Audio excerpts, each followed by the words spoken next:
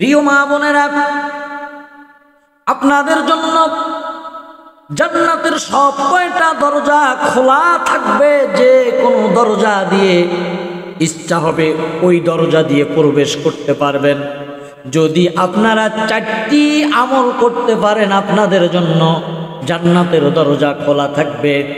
1 নম্বর আমল হলো, যে কয়দিন পাক পবিত্র থাকবেন ওই কয়দিন নামাজ পড়বেন। যে কয়দিন পাক পবিত্র থাকবেন, রমজান মাসে রোজা করবেন এবং পর্দা করে চলবেন। 4 নম্বরে স্বামীর বাধ্যগত থাকবেন, স্বামীর সঙ্গে ঝগড়া বিবাদ করবেন না।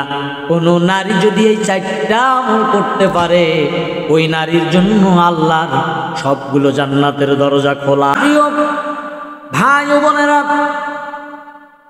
আমি সমস্ত পৃথিবীর সমস্ত যুবকদেরকে বলবো, ভাই আপনি যেহেতু পুরুষ মানুষ হিসাবে পৃথিবীর জমিনে জন্মগ্রহণ করেছেন,